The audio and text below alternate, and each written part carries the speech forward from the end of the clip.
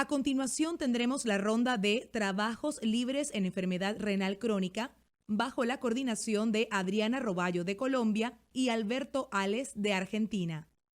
Buenos días, soy el doctor Ricardo Silvariño, nefrólogo de Uruguay, y en esta oportunidad les voy a presentar un trabajo vinculado a la cohorte del Programa de Salud Renal de Uruguay, que se refiere a cómo el control de la proteinuria en los pacientes con enfermedad renal y diabetes mellitus disminuye la progresión a insuficiencia renal extrema. Uruguay tiene una larga trayectoria de registros nefrológicos, de programas de prevención y tratamiento. Dentro de cada programa de prevención y tratamiento se anida un registro, y ese es el caso también del programa de salud renal. El programa de salud renal surge en el año 2004, se diseña según recomendaciones de la SLAN y de la Sociedad Internacional de Nefrología, se planifica desde la Sociedad Uruguaya de Nefrología y desde la Cátedra de Nefrología de la Universidad de la República, se implementa a través del Ministerio de Salud Pública uruguayo y del Fondo Nacional de Recursos, que es un organismo paraestatal que financia tratamientos complejos, entre los que está la diálisis crónica, y se sustenta en el Sistema Nacional Integrado de Salud. Los objetivos del programa de salud renal son descentralizar los cuidados de salud renal desde los niveles de atención altos e integrarlos con el primer nivel de atención, difundir pautas de promoción de salud y de diagnóstico temprano de enfermedad renal que permitan enlentecer la progresión de la enfermedad renal y disminuir la incidencia de enfermedad renal extrema, disminuir la morbilidad y la mortalidad de causa cardiovascular, facilitar la continuidad existencial y evitar que los pacientes se pierdan de seguimiento nefrológico. Los pacientes ingresan de forma voluntaria, los ingresa un nefrólogo con un diagnóstico de la nefropatía, digamos, diagnóstico principal de nefropatía, deben cumplir con criterios de enfermedad renal crónica, los definidos por CADIGO, los pacientes son controlados de forma periódica en la consulta nefrológica, un sistema informático va registrando los diferentes controles y marca los controles subsiguientes, y si el paciente no asiste al control, surge lo que llamamos un sistema de alarmas, en las cuales el sistema informático avisa al equipo de salud que el paciente se ha perdido de control y el equipo de salud vuelve a recaptar el paciente. Egresan del programa los pacientes que reciben un trasplante renal, ingresan a terapia de reemplazo renal o mueren. Todo este proceso tiene indicadores de cobertura, de proceso, de calidad de tratamiento en el último control, y hay una comisión que es la tutora de este programa, que es la Comisión Asesora de Salud Renal, que es la que se encarga de elaborar las guías de práctica clínica, realizar tareas de educación médica continua y de educación para pacientes, y controlar que los indicadores se mantengan dentro de los estándares trazados. Estos son los formularios de ingreso y de seguimiento. Al año 2020 había más de 25.000 ingresos, de los cuales un número próximo a 15.000 estaban vivos en el programa y 11.000 en seguimiento. Quiero destacar de estos pacientes en seguimiento que la mayoría, casi el 70%, tienen una función renal estabilizada, y ese es uno de los mayores logros del programa de salud renal. En esta oportunidad nos planteamos como objetivo evaluar si el cambio en la magnitud de la proteinuria de los pacientes con diabetes entre el primer control y el último control al final del seguimiento lograba de alguna forma enlentecer el desarrollo de insuficiencia renal extrema. De los 25.000 pacientes del programa de salud renal, 9.540 cumplían con la doble condición de tener enfermedad renal crónica y diabetes.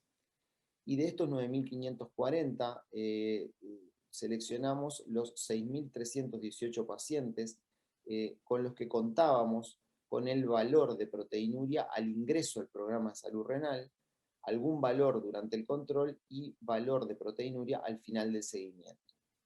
Entonces, en función de cómo se comportó la proteinuria en estos 6.300 pacientes, discriminamos en 4 grupos. El grupo 1, que son los pacientes que nunca tuvieron proteinuria, ni al inicio ni al final del seguimiento, o sea que tenían proteinuria menor a 0,3.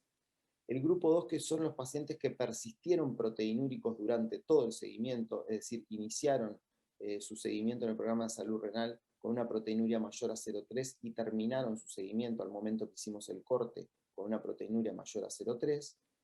El grupo 3, que denominamos aumento, que son aquellos pacientes que iniciaron el programa de salud renal con una proteinuria menor a 0,3, pero que durante su trayectoria en el control en el programa aumentaron la proteinuria y al final de seguimiento tenían mayor a 0,3, y el grupo 4, que de alguna forma es donde es uno de los aspectos centrales de este estudio, de este trabajo de investigación, son aquellos pacientes que iniciaron su seguimiento en el programa de salud renal estando proteinúricos, con una proteinuria mayor a 0,3, pero se logró descender la proteinuria y al final del seguimiento tenían una proteinuria menor a 0,3.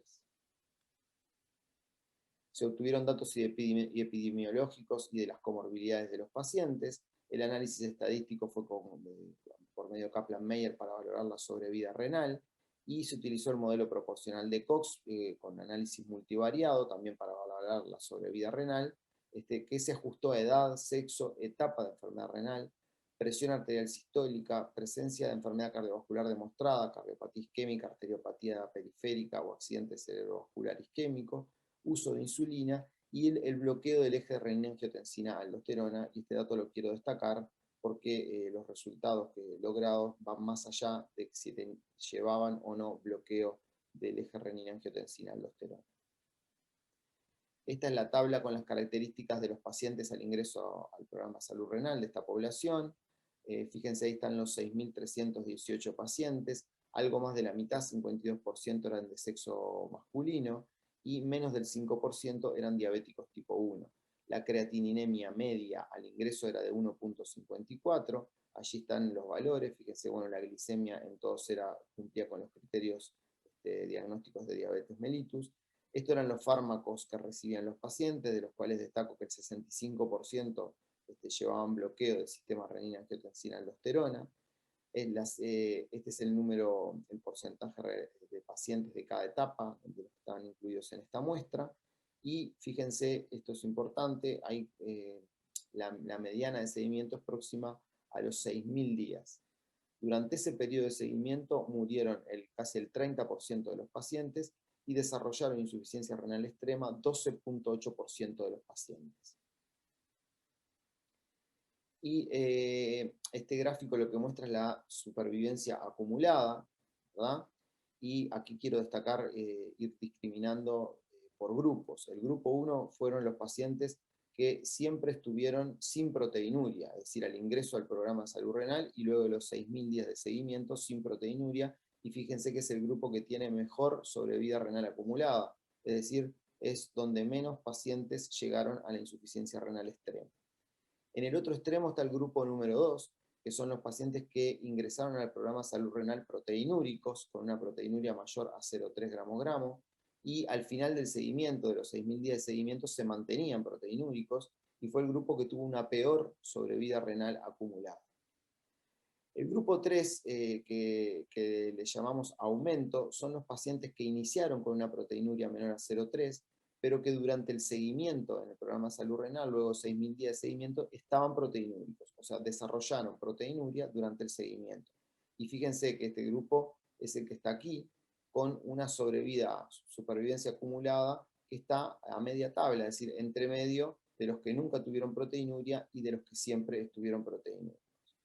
Y en el grupo 4, que es en el que me quiero detener, y creo que es lo que forma uno de los aspectos capitales de este estudio, es el grupo que llamamos descenso, es decir, aquellos pacientes que iniciaron el seguimiento con una proteinuria mayor a 0,3, pero que al final del seguimiento tenían una proteinuria menor a 0,3, es decir, son los grupos en los cuales se logró el control de la proteinuria durante el seguimiento.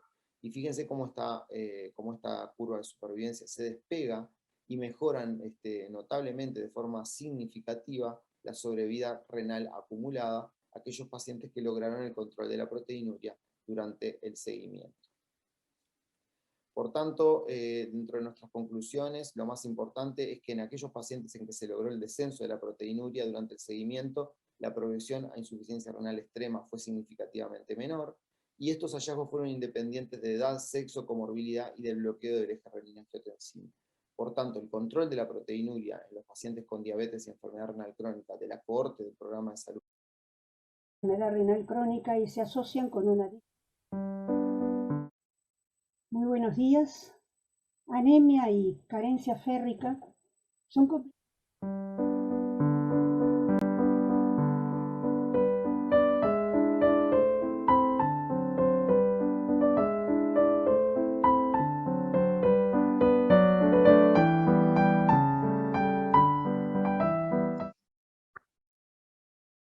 Hola a todos, mi nombre es Peruen Fernández del Hospital Privado Universitario de Córdoba, Argentina, y voy a presentar nuestro trabajo titulado Primera fórmula argentina para estimar la tasa de filtrado glomerular.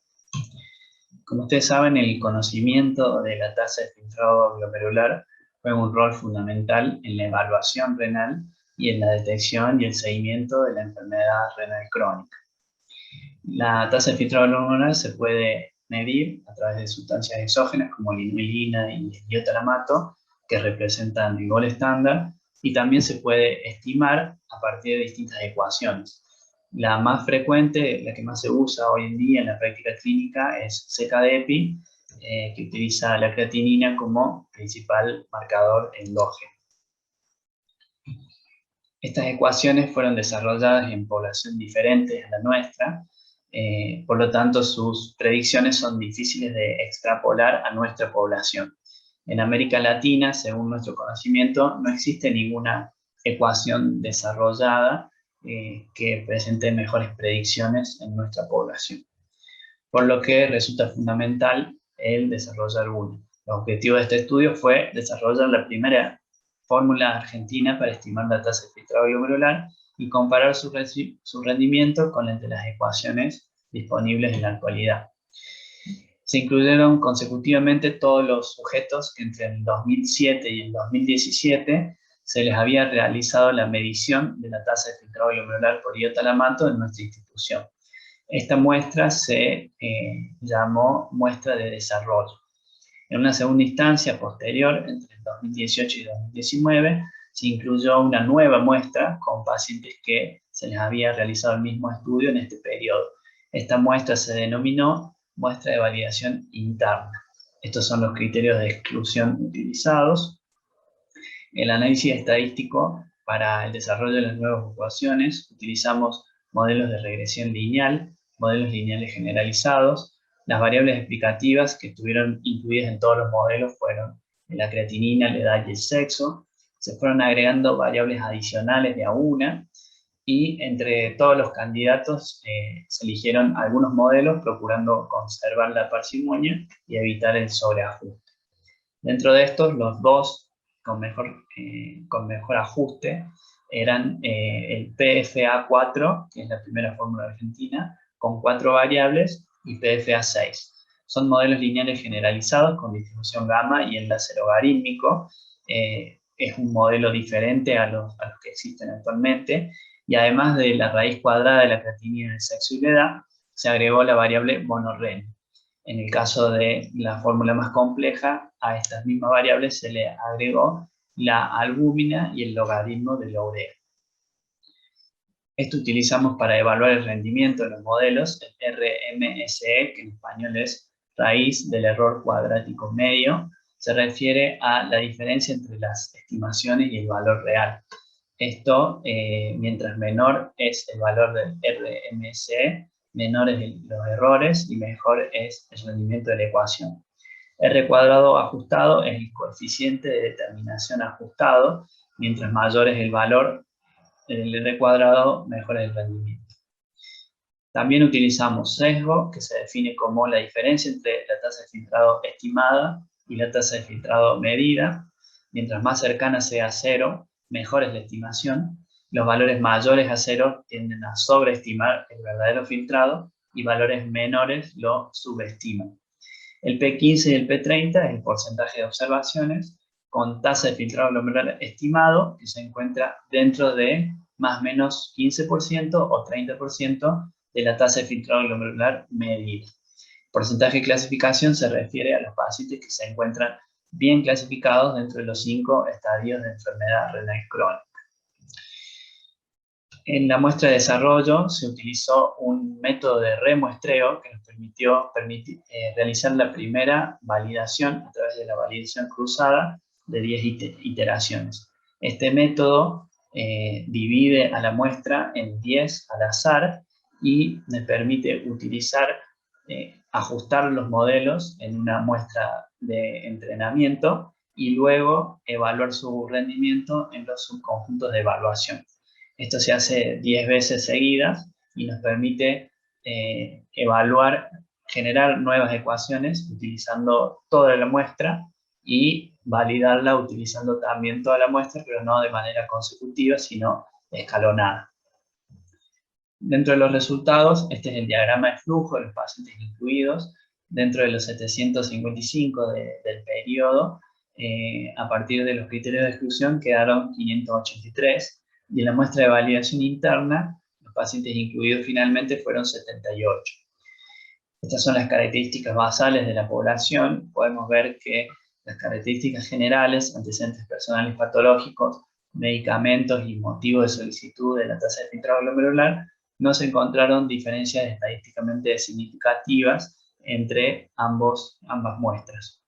La mayoría de los pacientes se les había realizado la medición del filtrado glomerular con motivo de evaluación para ser donante renal.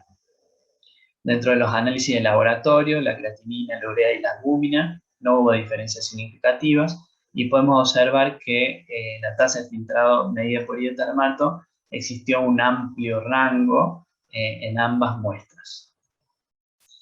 Estos son los resultados, los rendimientos, tanto de la muestra de desarrollo a través de la validación cruzada y la muestra de validación interna. Podemos ver las dos ecuaciones nuevas comparadas con CK de EPI y las herramientas utilizadas. Lo que está en amarillo es lo que tiene un mejor rendimiento comparado con CK de EPI, y podemos ver que tanto el RMCE, el R cuadrado, el P15, el sesgo y el porcentaje de clasificación son superiores en esta muestra, y en la validación interna, utilizando todos los criterios y las herramientas estadísticas, las nuevas ecuaciones tuvieron un mejor rendimiento. En relación al sesgo, podemos ver que se encuentran más cercanas al cero, la mediana, a diferencia de CK de EPI, que se encuentra desviada hacia la izquierda. Esto es lo mismo, el sesgo graficado con gráficos de caja, en el cual podemos ver que la mediana de las cajas rojas y verdes están más cercanas al cero y más centradas que las azules, que infraestiman, están más desviadas hacia la izquierda. Estas son las predicciones y las fórmulas finales de PFA4 y PFA6 con sus coeficientes. Y como discusión, podemos comparar los resultados con los estudios previos. Cuando se desarrolló CK de EPI en su validación interna, el valor de P30 del comparador en ese momento fue de 80 de MDRD y de CK de EPI de 84. Podemos ver que nuestro comparador tiene un P30 mucho mayor, es decir, la exigencia para nosotros fue mayor porque el rendimiento del comparador fue muy bueno, y las nuevas ecuaciones aún así presentaron un mejor rendimiento. Tanto es así que PFA6 llegó a un P30 cercano al 90%, que en ecuaciones previas solo pudo ser logrado por la combinación de las ecuaciones que utilizan cistatina C con creatinina. Dentro de las limitaciones del estudio son que no representa a la totalidad de sujetos, hay subgrupos que están más representados, las debilidades propias de la creatinina como marcador endógeno, y no se realizó en este estudio una validación externa. Como fortaleza podemos decir la inclusión de pacientes con un amplio rango de características, herramientas estadísticas novedosas que no se utilizaron en las ecuaciones previas, la creatinina sérica estandarizada al método IDMS, y según nuestro conocimiento, estas son las primeras ecuaciones para estimar la tasa de filtrado glomerular en Latinoamérica. PFA4 y PFA6 presentan un mejor rendimiento para estimar la tasa de filtrado glomerular en sujetos residentes en Argentina, comparado con las ecuaciones vigentes en la actualidad, y su utilización podría tener un impacto positivo en el manejo clínico de estos pacientes. Por último, actualmente estamos analizando otras opciones de fórmulas para predecir la tasa de filtrado glomerular utilizando modelos de cuasi verosimilitud. Muchas gracias.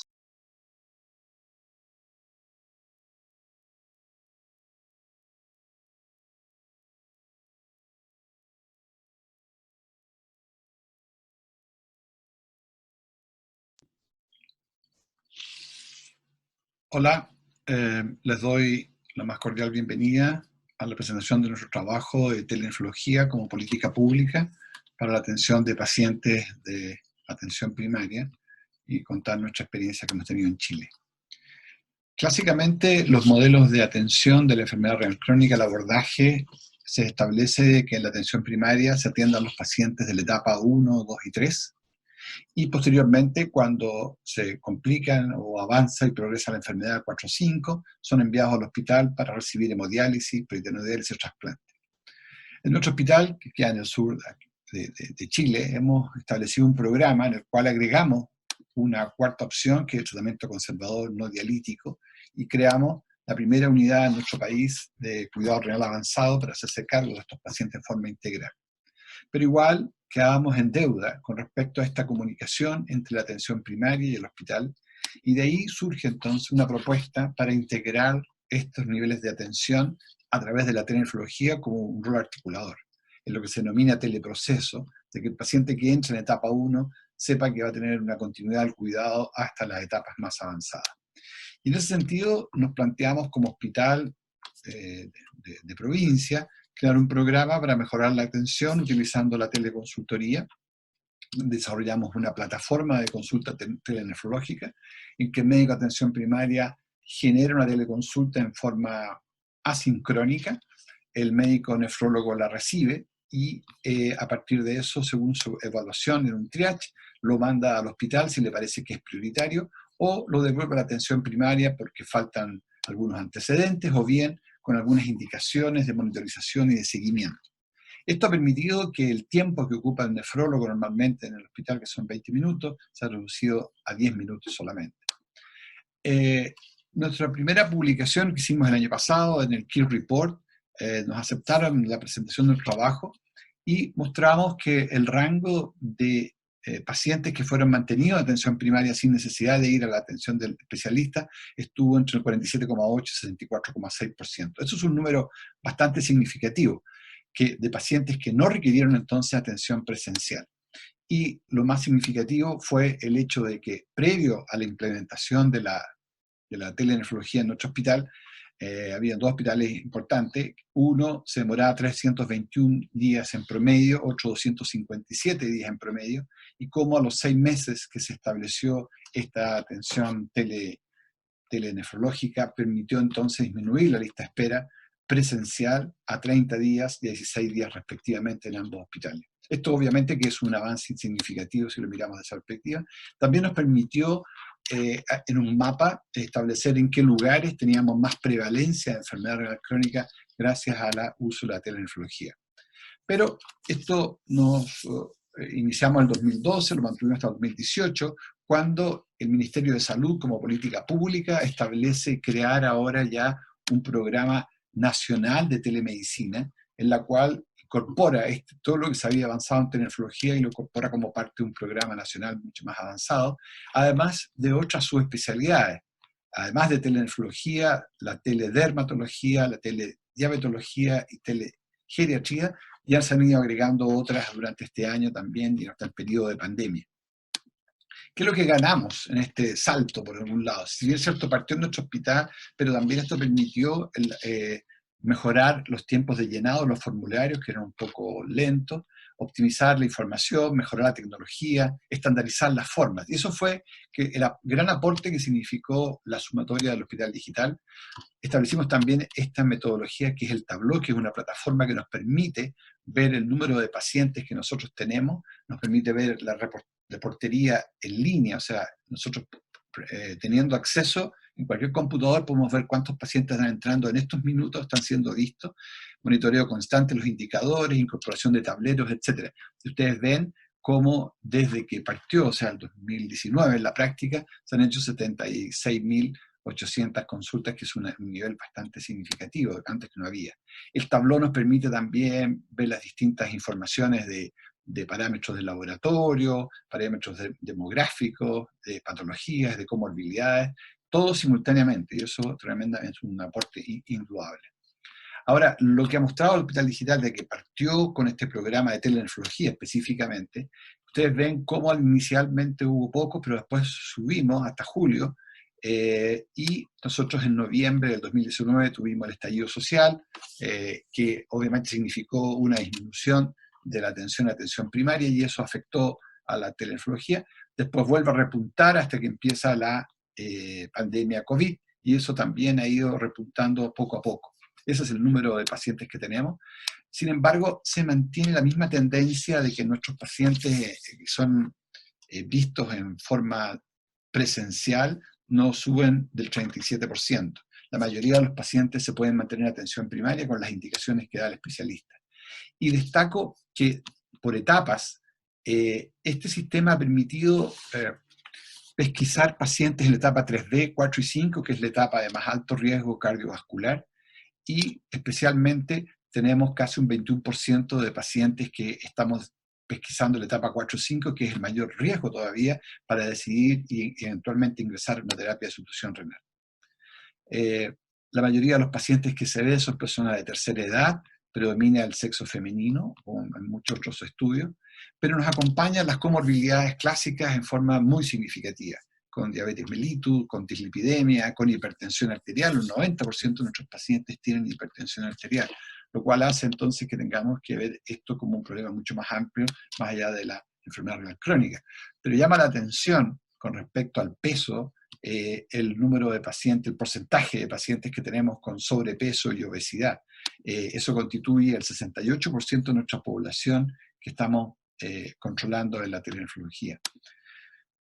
También hay una parte que es muy entusiasmante cuando lo vemos por regiones. En las regiones, en la provincia, ha sido más fácil desarrollar. De hecho, en Arica, en Antofagasta, perdón, en el norte de Chile, hay un grupo de trabajo importante que es el que lleva el premio que llamamos el Riñón de Oro, por el número de teleconsultas que ha hecho desde que hicimos este corte para este trabajo. Y le sigue después la octava región, donde iniciamos nosotros la telenefrología, que ocupa el 35% de todas las telenefrologías. Pero obviamente que no todo ha sido tan fácil. Ustedes ven que hay zonas, regiones, en las cuales todavía no prende, todavía están resistentes, todavía no creen o no confían que esto pueda ser una opción para poder solucionar sus problemas. Y ese es uno de los desafíos que tenemos.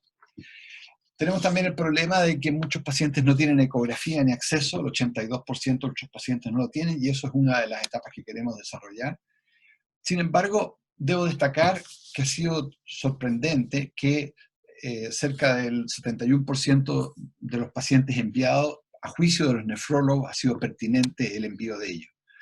También llama la atención qué pasó con los enfermos en etapa 4-5. Bueno, eso nos permitió, con esos pacientes que fueron pesquisados por la telenefrología, consensuar la mejor opción de tratamiento, peritoneodiálisis, trasplante o tratamiento conservador.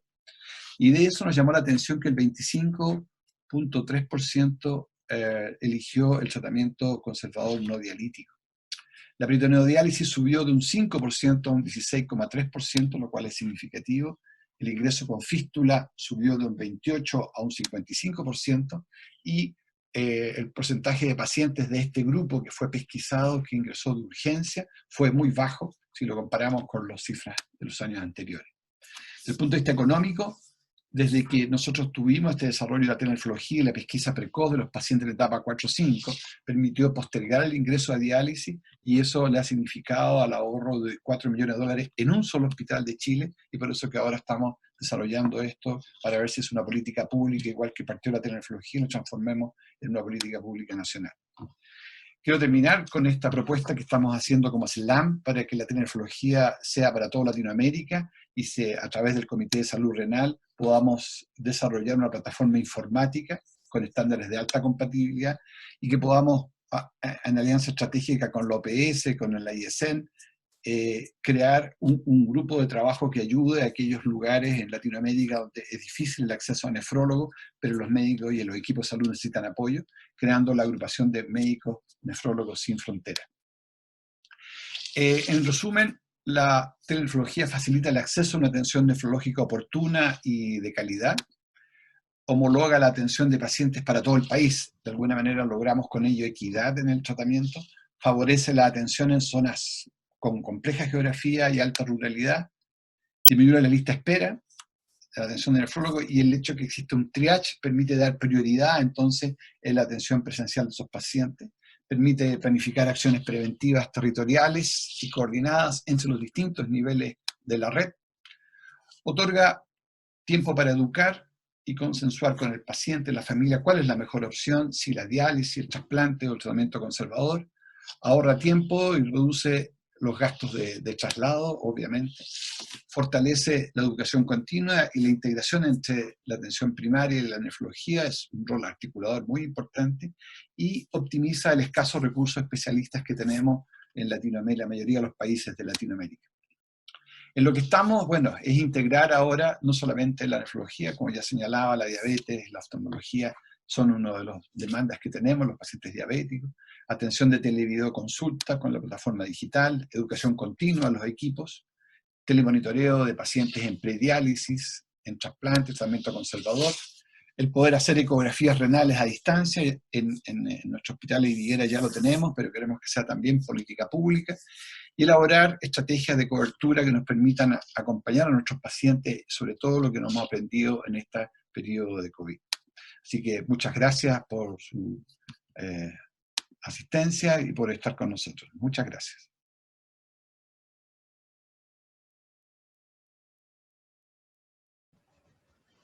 Muy buenas, mi nombre es Luciana Borgarello, yo soy médico patólogo clínico e integro un grupo de investigación conformado por médicos nefrólogos e integrantes del laboratorio clínico. Todos trabajamos en el Hospital de Clínicas de Montevideo, Uruguay. En este caso, nuestro grupo de investigación presenta este trabajo mejorando la precisión en la evaluación del filtrado glomerular. A modo de introducción, recordemos que la enfermedad renal crónica es una patología con alta prevalencia e incidencia en los sistemas de salud, con un ingreso constante de pacientes en diálisis. Estos pacientes en enfermedad renal crónica en esta etapa terminal, una de sus mejores opciones es el trasplante de riñón intervivo. Se plantea que el éxito de estos programas es que se contemplen no solo los buenos resultados en el receptor, sino la seguridad del donante. Por lo tanto, el umbral del filtrado glomerular antes de la donación se establece considerando la reducción de la función renal después de la nefrectomía. Por lo tanto, aquí el filtrado glomerular juega un rol fundamental.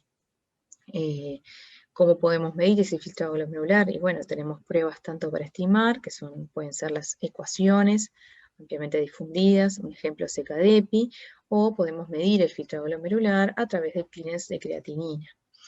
Ambas pruebas ya sabemos que tienen varias imprecisiones, que en la gran mayoría de los pacientes son aceptables, pero en este tipo de paciente el cual va a donar un riñón ya no son aceptables este tipo de imprecisiones. Por lo tanto es que se plantean alternativas para medir el filtrado glomerular, como por ejemplo un clearance de inulina, técnica que ya ha caído en desuso, o los clearance de productos no marcados radiactivamente como el Yoxol, considerados en Europa como métodos de referencia igual que el clearance de inulina. Lamentablemente en nuestro medio estas técnicas últimas no han sido suficientemente evaluadas, tanto en aspectos técnicos como en aplicación clínica y costos. Por lo tanto, nuestro grupo de investigación se propuso explorar dicha técnica de clearance de Yoxol mediante HPLC para determinar con más precisión el filtrado glomerular. Es aquí cuando nos unimos el Centro de Nefrología y el laboratorio, ambos con una necesidad de querer obtener una medida más exacta del filtrado glomerular. Por lo tanto, nos centramos en lo que era el clearance de Yoxol. ¿Qué es el Yoxol? Es un medio de contraste, iodado, no radioactivo, de bajo costo, disponible en el mercado uruguayo e importante que tiene una tasa extremadamente baja de efectos secundarios. Es considerado un marcador ideal de filtrado glomerular. ¿Por qué? Porque cumple determinadas características, como que es un analito estable en plasma, no es secretado, reabsorbido, ni metabolizado por parte del riñón, tiene una muy baja unión a proteínas plasmáticas, menor a un 1%, y con una excreción extrarrenal que es anecdótica. Por todas estas características es que cumple el rol de marcador ideal.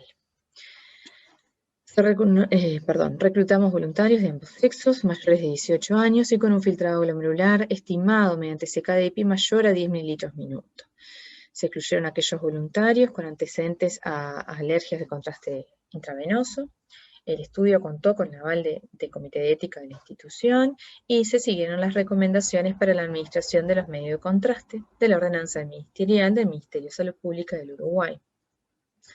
Estos voluntarios se presentaban en el Hospital de Clínicas con 8 horas de ayuno, se le realizaban 2 venopunciones, una en cada miembro superior, dejando un catéter venoso.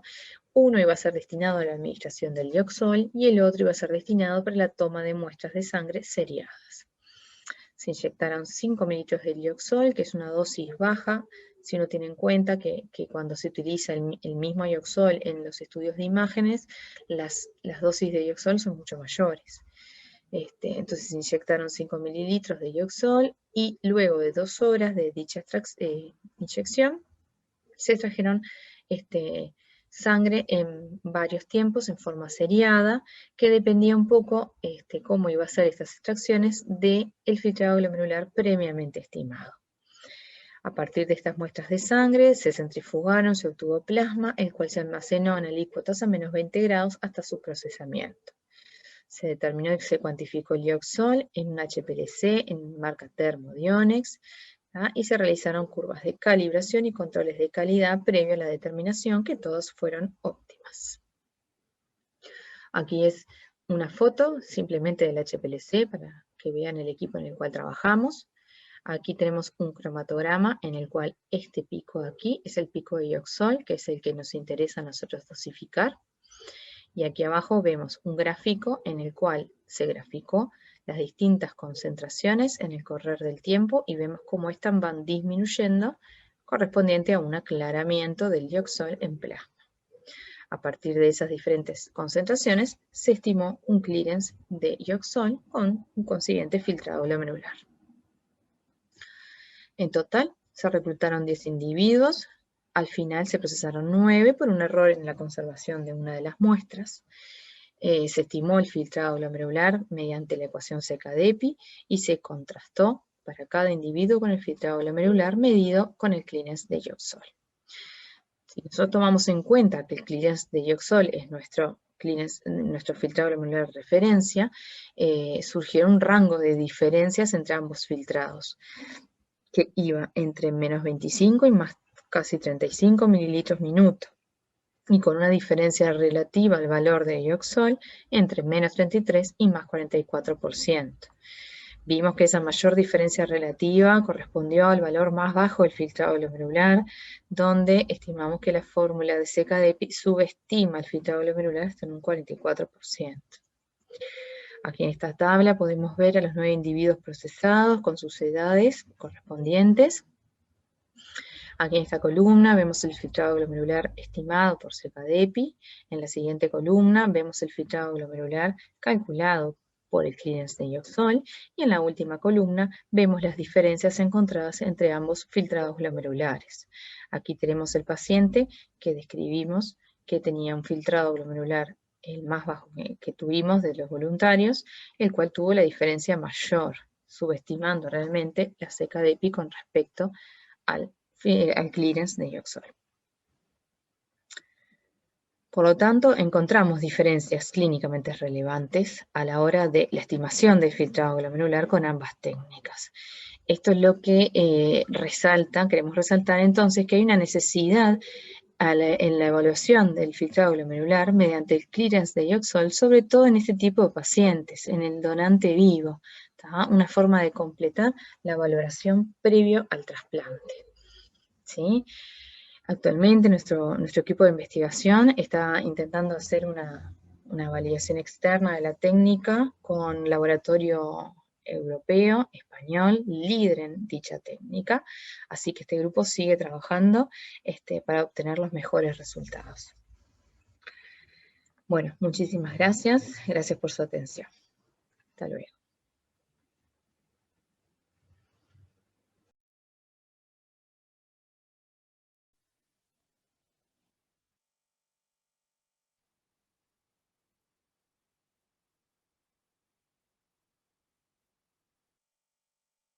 Buen día, mi nombre es el doctor Guillermo Navarro.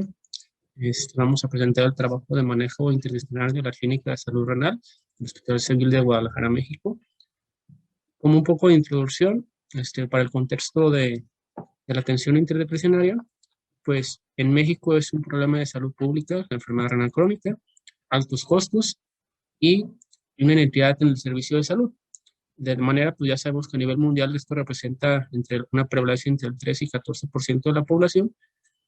En el caso de Jalisco, pues es el segundo lugar de incidencia de casos de acuerdo al sistema de datos de Estados Unidos. También es una causa importante de años perdida por muerte prematura, o sea, es una enfermedad incapacitante. Entonces, la Clínica de Salud Renal trata de buscar de tal manera una atención en el área oportuna, desde la detección de riesgos, daño renal y la enfermedad renal. Como introducción, estos modelos ya existían, principalmente en países de niveles de ingresos mayores, pero en el caso de México, Cuba, Brasil y Malasia se han llevado ya este tipo de modelos con buen éxito en disminución de la progresión de la enfermedad renal y disminución del riesgo de mortalidad.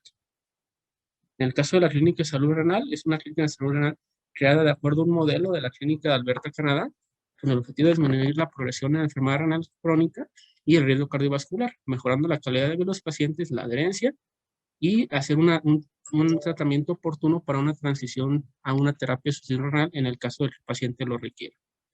Como un mensaje, pues, reportes de la Universidad de Alberta, Canadá, pues, muestran que este tipo de intervenciones reducen el inicio urgente de diálisis, un 13% contra un 35%. En el caso de nuestra clínica, tenemos un modelo donde el paciente llega con una enfermedad con un curso básico de hemodiálisis y diálisis peritoneal, que toma sus datos, hace cuestionarios para detección de síntomas, un nutriólogo renal, además de pasar con el nefrólogo y con un psicólogo de la salud que busca adherencia farmacológica y una trabajadora social.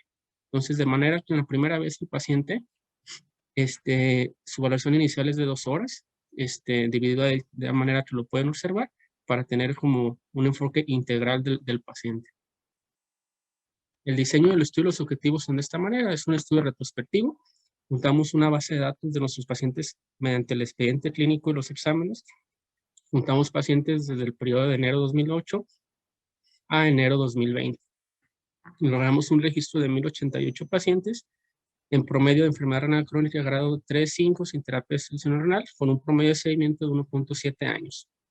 El objetivo primario, ver que dentro de este protocolo de medidas farmacológicas, cambio en el estilo de vida, cuál es el impacto sobre la disminución de la función renal y ver cuál es la estrategia que tiene mayor éxito. Las recomendaciones que se hacen en control de la presión, control de la diabetes, el estado mineral óseo, de la dieta, son basadas en las recomendaciones de las guías que digo. Considerar pues que en los pacientes de 2008-2020, pues estas guías pueden haber cambiado y algunos tratamientos eran basados a otras metas. En cuanto al análisis estadístico, pues se muestran las variables continuas de manera paramétricas con medias o desviaciones estándar y las no continuas con medianas. Se analizan las diferencias pues con una prueba de T-de-Student o Chihuahua según sea el caso, y en el caso de los factores de riesgo, las variables para analizar la progresión de enfermedad renal crónica, hicimos un modelo de regresión logística y un modelo de regresión lineal para comparar, considerando una P significativa menor a 0.05.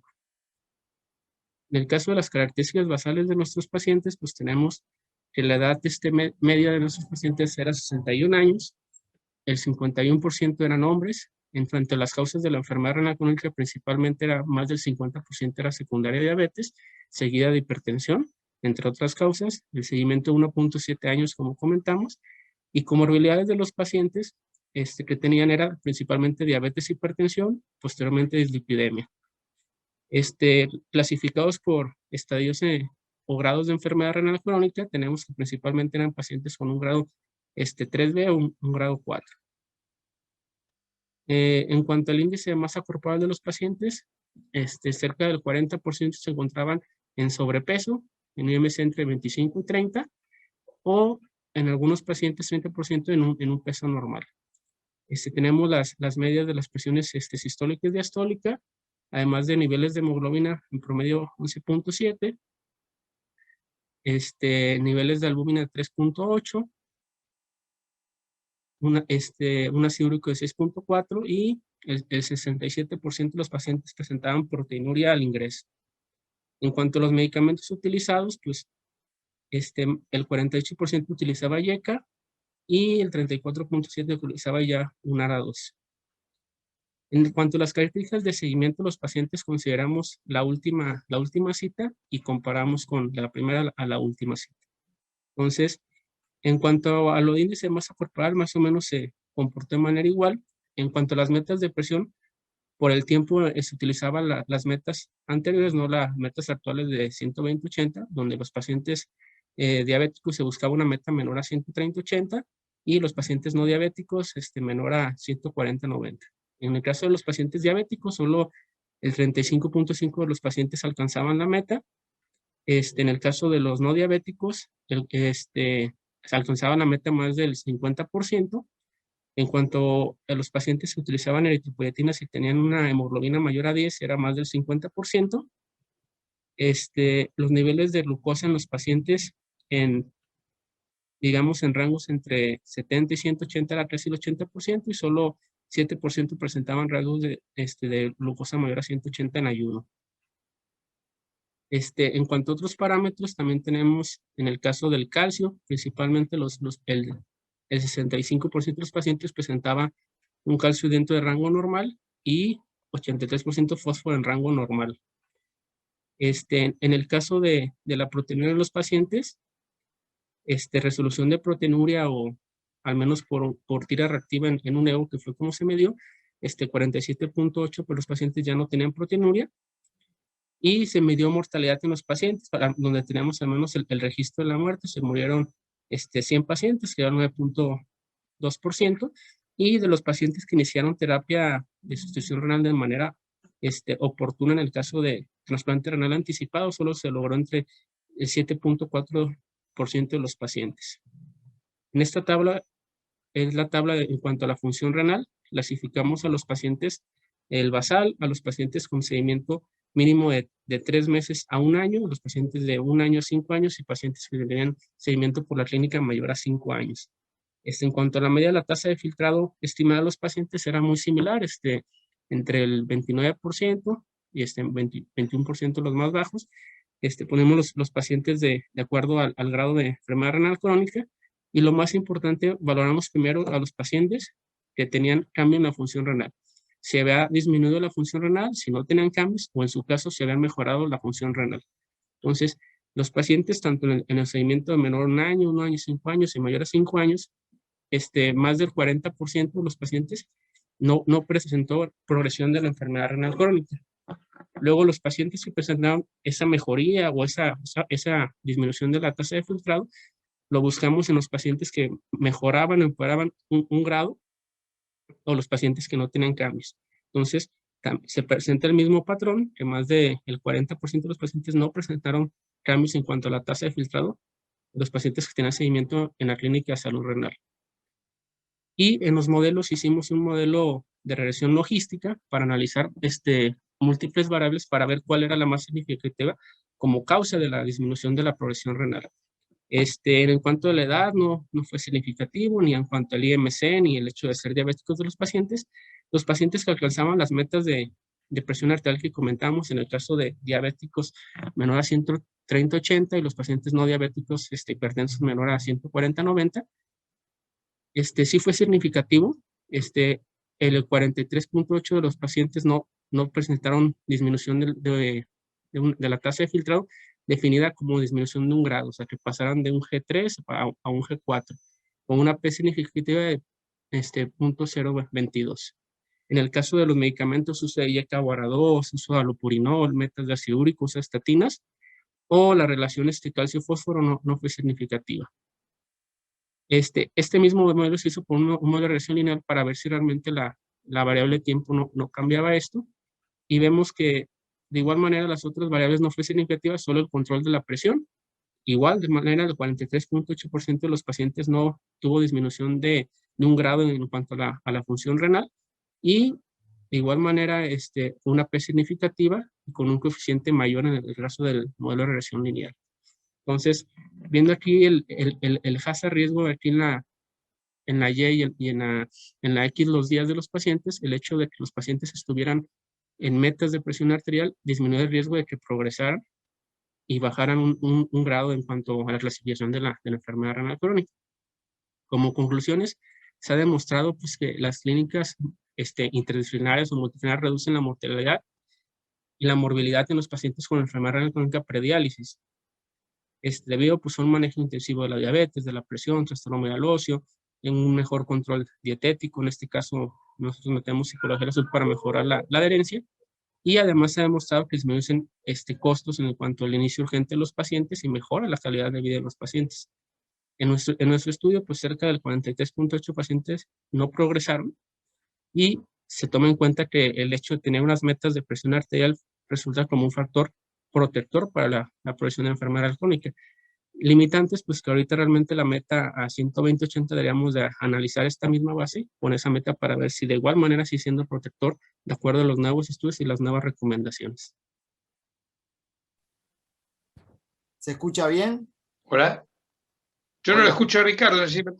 Dale, Ricardo. ¿Cómo andas, Tito? Buenas tardes y muchas gracias. Un gusto ver a tantos amigos y muy buena la pregunta.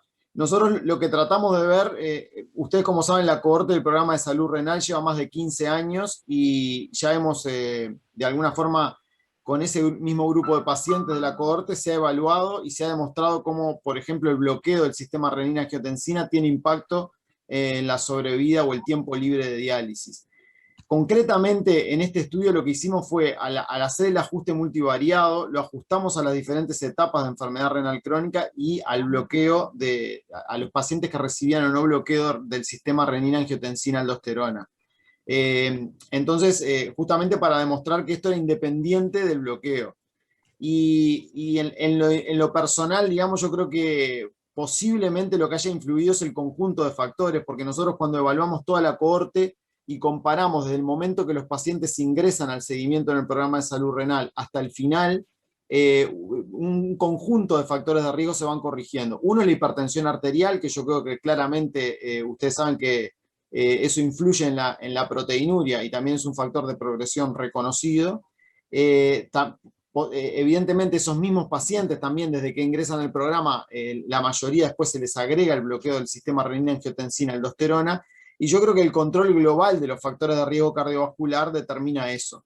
Lo que nos parecía lo más llamativo del estudio y lo que era destacar cómo se cruzaban los niveles de proteinuria, y realmente los pacientes que ingresaban con proteinuria y se corregía, cómo eso les mejoraba significativamente, y lo opuesto, los que ingresaban sin proteinuria y se ponían proteinúricos en el tiempo, cómo eso influía en la progresión de la enfermedad.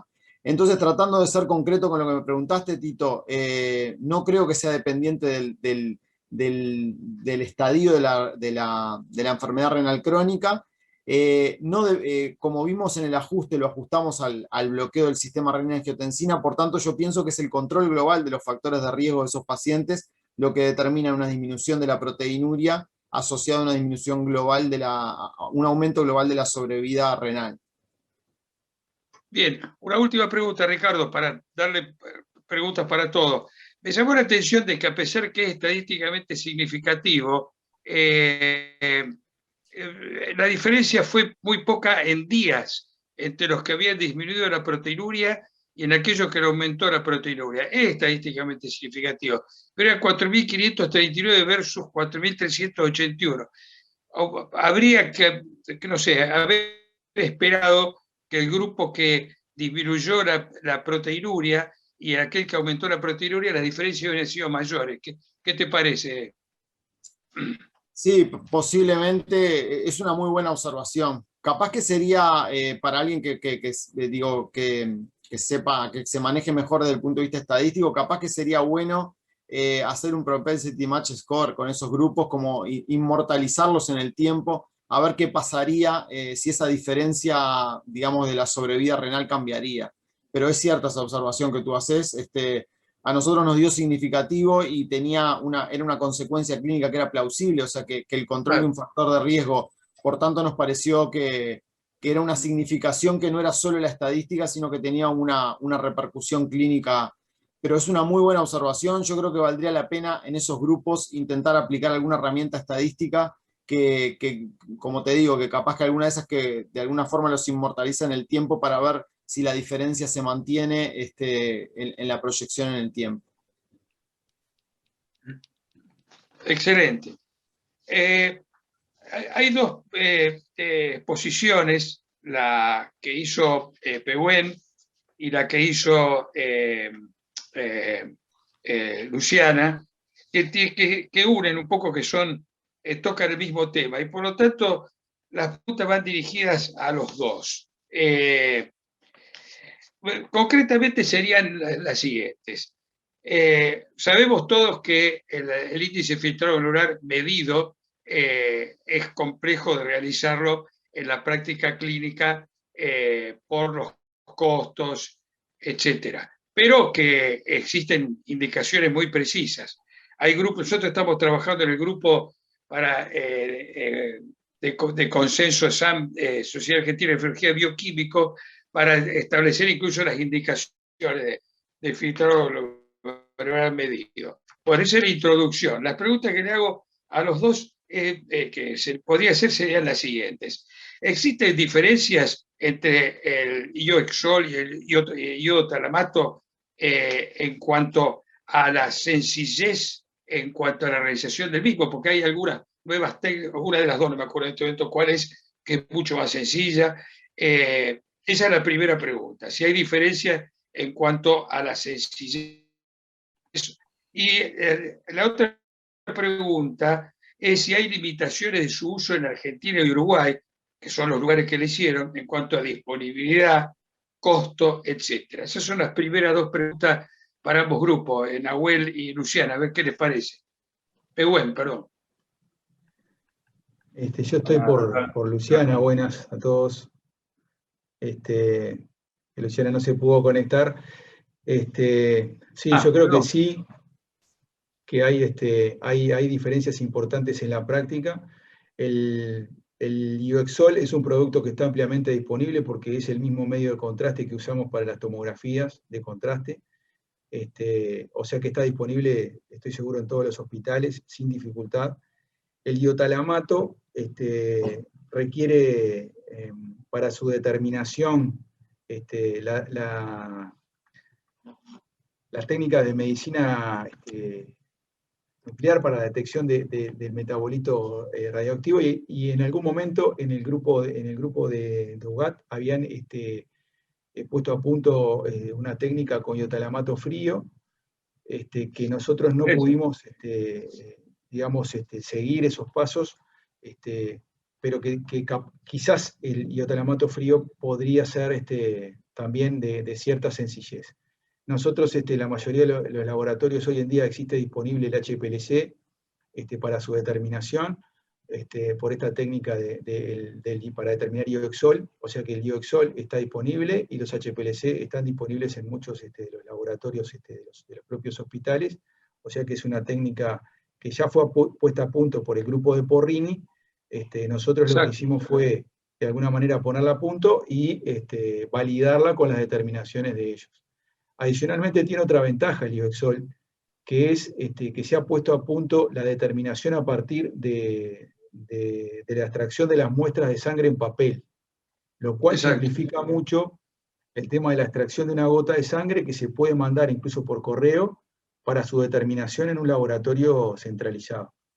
La gran ventaja que nosotros vemos a esto en las situaciones, que era la otra pregunta, son situaciones sobre todo para nosotros de trasplante intervivo, donde la evaluación de la función renal en el paciente que va a ser donante es primordial hacerla con precisión, y hay algunas situaciones que son de particular dificultad, sobre todo cuando tenemos discrepancias entre el clearance medido y el clearance estimado.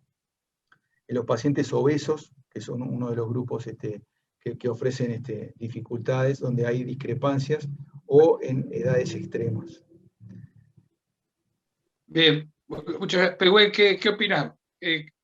¿Cuál es tu apreciación? Ustedes que tienen muchísima experiencia a través del trabajo que están haciendo en el hospital privado, con donantes vivos y con los receptores de donantes vivos que los han convocado a creo que un centenar de ellos para evaluó la función renal. Hola, doctor, buenas tardes. No sé si se me escucha bien. Sí, ¿verdad? Sí, sí. Sí, perfecto. Bueno, sí, en el hospital le hacemos clearance urinario con iotalamato hace más de 20 años. El doctor Carlos Chuchu, después de estar en Italia con el doctor Remusi trajo la técnica. La usamos hace bastante. Es iotalamato no radiomarcado, es con técnica también de HPLC, con yodo, digamos. Es una técnica bastante sencilla, que no necesita mediciones seriadas con el tiempo plasmáticas, porque es un clearance urinario, no es un clearance plasmático. El problema es la disponibilidad en el mercado, no está disponible en el mercado, y esa es una gran dificultad que tenemos. Eso con relación a la técnica. Las indicaciones, nosotros normalmente hacemos la evaluación a los pacientes para saber que son candidatos a donante renal, y también en los pacientes que tenemos que hacer, indicar algún medicamento que tiene un índice terapéutico estrecho, y tenemos que clasificarlo bien dentro de los estadios. Entonces en esos casos también medimos el filtrado glomerular. Y cuando los pacientes tienen una enfermedad renal crónica terminal y tenemos que indicarle el trasplante preemptive, anticipado, en esos casos también le hemos medido. Y bueno, cuando, como dijo el doctor Bogia, cuando tenemos sospechas de que la creatina no puede ser un buen estimador, en esos casos en particular también hacemos la medición del filtrado glomerular. Y bueno, estas ecuaciones que utilizamos fueron desarrolladas todas en población diferentes a la nuestra, con un porcentaje diferente de obesidad, razas distintas, distintos hábitos alimenticios, y eso hace que las predicciones no sean extrapolables a nuestra población. Y por eso creemos que es importante desarrollar ecuaciones locales que puedan predecir mejor el filtrado glomerular que las que usamos actualmente.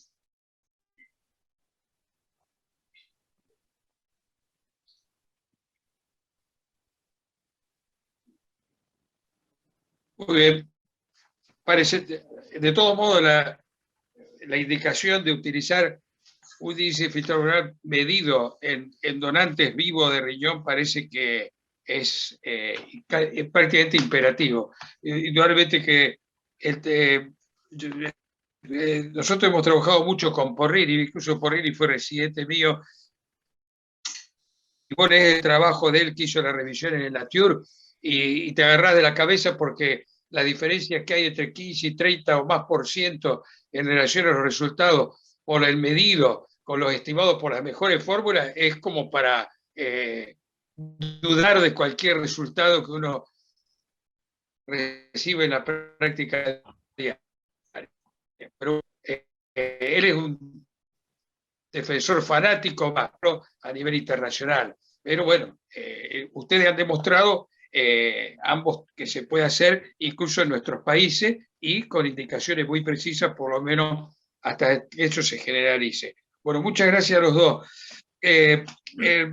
Vamos a seguir ahora con algunas preguntas para Carlos Zúñiga, con el cual tenemos una relación profesional y amistosa muy buena, así que le voy a hacer las preguntas más difíciles. Bueno, Carlos, acá una cosa muy importante.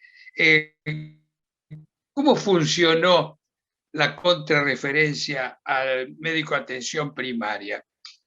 Traducido al criollo, se avisa al médico de atención primaria que en un determinado plazo el paciente debe volver a nefrología según su estadio clínico, su estado clínico, su estadio. Te digo porque en nuestra experiencia en Santa Fe, en Argentina, el paciente venía referido al nefrólogo. Nosotros lo contrarreferíamos al médico de atención primaria, pero había en que no volvía nunca ese paciente. Oíme, mandalo en 3 o 4 meses. ¿Cuál es tu experiencia, Carlos? Lo que funciona acá es que el médico de atención primaria envía la interconsulta, la contesta el nefrólogo, y la respuesta hay una oficina, por así decirlo, donde hay una enfermera que recibe, y el sistema de atención primaria funciona por sectores. Entonces hay alguien que le va a avisar al paciente que tiene que venir a conocer la respuesta del nefrólogo.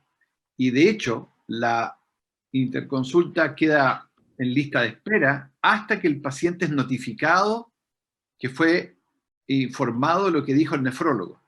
Aunque lo haya visto el nefrólogo, si el paciente no es informado, queda en lista de espera. Por lo tanto, la gente de atención primaria tiene un listado de pacientes que tiene que estar reforzando. Pasado cierto tiempo, solamente se puede retirar. Entonces, la respuesta es, desde la atención primaria ubican al paciente para informarle que tiene que ir a conocer la respuesta del nefrólogo. Bien, un par de cosas y después un enlace con Ricardo por este tema. Acá ustedes tienen un 25% con estadios 1 y 2 y un 21% con 4 y 5. Indudablemente, lo ideal sería que las consultas de telenefrología sean en estadios más tempranos aún. ¿Qué opinás? Lo ideal, va. Sí, bueno, hay algunas cosas que son destacables. El hecho de que nosotros detectemos 21% de pacientes en etapa 4-5 le da un valor agregado, porque estos pacientes están en una lista de espera. Y en esa lista de espera, en una fila, pueden estar al último. Lo que hacemos con esto es sacarlo y adelantarlo. De alguna manera tienen un privilegio y una prioridad por ser etapa 4-5. Si no hubiéramos tenido este sistema, ellos estarían dentro de la lista cuando exista cupo. Ahora ya todos tienen cupo y lo tienen dentro de las 48 horas, 72 horas. Primer punto. El segundo es de que, como todas las cosas, hay servicios, hay provincias que han funcionado, pero de maravilla. Esto ha sido extraordinario. Pero como todas las cosas, porque hay que contar también las cosas que son difíciles, hay sectores, hay lugares donde probablemente hay todavía lentitud, no están convencidos, tienen sus propios modelos, en fin, razones políticas, razones administrativas, burocráticas, de lo que tú quieras. El problema que nosotros creemos es que este modelo ha demostrado que la pesquisa precoz de los pacientes evitó morbimortalidad, que la pesquisa precoz mejoró la calidad de vida de los pacientes, que aumentó el número de pacientes en peritoneodiálisis, que disminuyó el número de pacientes que entraron de urgencia. Entonces, cuando uno ve esos resultados, ya no puede ser esto como anecdótico, como una cosa de un paper, tiene que ser un problema ético, porque aquí hay morbimortalidad por no implementar un modelo que es mucho más económico, es mucho más eficiente con los pocos nefrólogos que tenemos. Y desde ese punto de vista, nuestra posición actual, digamos, es ser un poquito más exigente de que esto no puede pasar por la buena voluntad de los que estén dirigiendo un servicio de salud, sino que esto es una opción. Claro. Bien, una última pregunta y a continuación una Ricardo, antes de seguir con las demás. Acá ustedes hablaban de la pertinencia de la interconsulta. Decían que el 23% era alta y el 49% media. Eso es muy interesante. ¿Cómo hacían para juzgar la pertinencia? Bueno, uno piensa que si es baja es descabellada, pero ¿qué criterios seguían para esa clasificación? Es muy interesante. Y después, Ricardo, salvando las distancias, en Uruguay, ustedes en el plan de salud renal tienen una serie de alertas a los pacientes que están en consultorio ERCA, para que hables después un poquito de eso. A ver, Carlos, ¿qué opinás de eso de la pertinencia? El criterio para colocar pertinente es que nos pareció que lo que preguntaban era digno, de alguna manera, de preguntarle a un nefrólogo.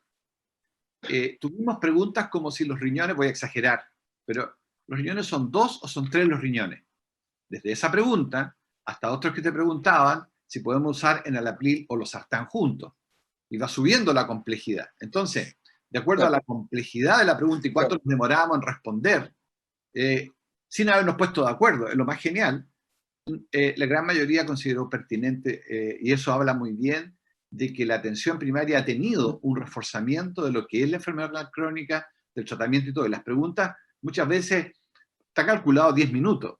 pero muchas veces uno tiene que darse vuelta qué es lo mejor para ese paciente que está en la atención primaria, que por supuesto no le vamos a pedir que vaya a vernos presencial, porque el que va presencial no me demoro un minuto. Si un paciente tiene una proteinuria en rango nefrótico, no es para manejar la atención primaria, se manda al tiro. Pero hay otro en que uno dice tiene 89 años, tiene un poquito de proteinuria, una función renal, ¿lo voy a hacer al hospital para qué? ¿Para cumplir el protocolo? ¿O lo voy a hacer que vaya con frío, con lluvia? ¿O le doy un tiempo? Ese manejo, requiere una expertise, como dicen ahora, para que tú puedas manejarlo. Bien, Ricardo, ¿podés hacer un breve comentario cómo funciona el sistema de alarmas que tienen ustedes para los consultorios ERCA? Claro que sí. Nosotros en el programa de salud renal, el ingreso es un ingreso voluntario, lo hace el nefrólogo en acuerdo con el paciente, y se ingresan a un sistema informático que está centralizado en el Fondo Nacional de Recursos. El Fondo Nacional de Recursos es un organismo paragubernamental que es el que financia los tratamientos de alto costo, entre los que está la diálisis. Entonces, en ese sistema informático, en una nube que forma parte también de la historia clínica nacional, que tiene determinados protocolos de seguridad para que haya, digamos, que se protejan los datos de los pacientes, se ingresan los datos de los pacientes.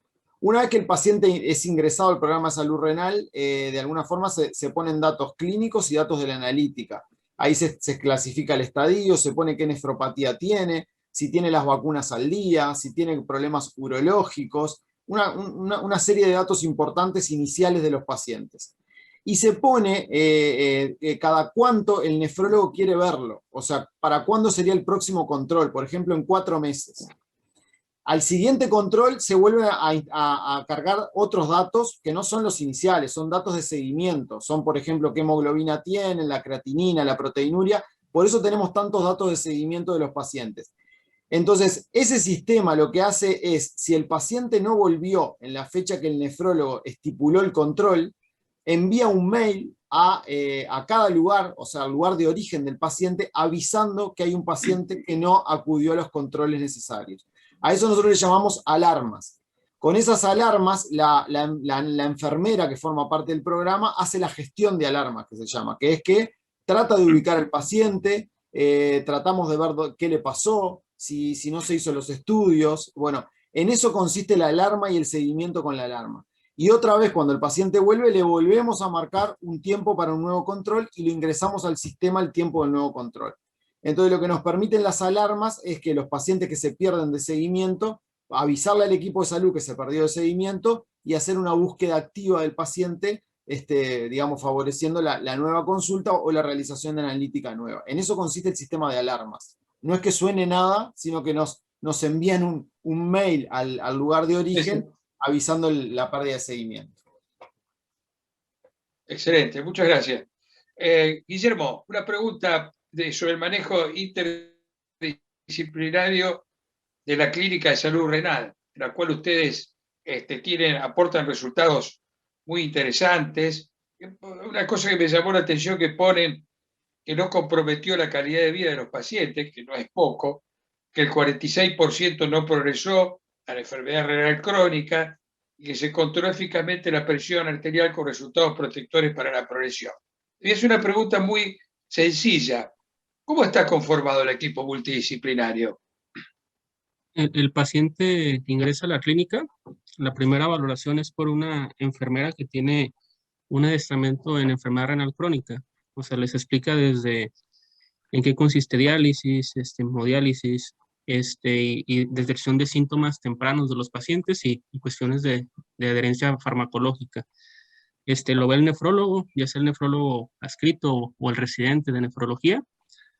Posteriormente también lo ve una nutrióloga que ve pacientes enfermos renales y psicólogos están haciendo la maestría en psicología de la salud en la primera valoración. Lo hacemos así porque teníamos mucha pérdida de los pacientes que si nosotros mandábamos a nutrición, mandábamos a psicología o mandábamos a la capacitación para diálisis, entonces de tal manera que hacemos que el paciente pase por todo. Y ya obviamente si ocupamos una interconsulta, cardiología, endocrino, se hace posterior, pero la base de la clínica es la enfermera, el nefrólogo, el psicólogo y el nutriólogo. y la trabajadora social te apoya porque nuestro hospital es un hospital que atiende población sin seguridad social. O sea, nosotros no es gratuita diálisis, no es gratuito ciertos medicamentos. Entonces, se trata de dar este apoyo para evitar la progresión, pues porque como esta gente no tiene un acceso gratuito a dializarse, trasplante, se acorta el costo. Entonces, evitamos la progresión pues, en población que tiene un riesgo, que es una población en desventaja.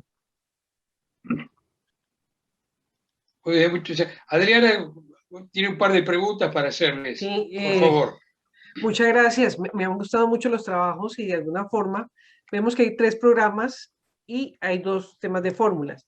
Para la gente de los programas, doctor Zúñiga, a Guillermo y a Ricardo, ¿cuáles creen que teniendo unas circunstancias ustedes tan especiales y de alguna forma únicas en los 3 programas, puedan ser unos factores importantes para pensar en reproducirlo? Porque cuando estamos hablando de enfermedad renal y uno está hablando de poblaciones grandes, ¿y cuáles pueden ser los retos de implementación? Ustedes tienen algunas condiciones que son únicas, Uruguay es pequeño y están muy organizados, el doctor Zúñiga tiene un Chile que es muy largo y usan telemedicina y teleconsulta para algunas otras especialidades, y Guillermo nos contaba que el programa era algo parecido al de Alberta. ¿Ustedes piensan que esto es reproducible y cuáles pueden ser los retos de implementación para llevar esto a mucha más gente en las Américas? El que quiera empezar, por favor. Yo si quieren empiezo. Son bien diferentes los 3 programas y creo que eso está vinculado a la accesibilidad geográfica y a las características de cada país. El programa de Carlos, que yo lo conozco bien porque incluso he leído la publicación de ellos reciente, es un programa muy ambicioso, con una excelente implementación en el territorio y que además tiene para mí una gran fortaleza, que es la interacción fuerte con el primer nivel de atención y una participación real y fuerte del primer nivel de atención. Eso me parece que es lo clave.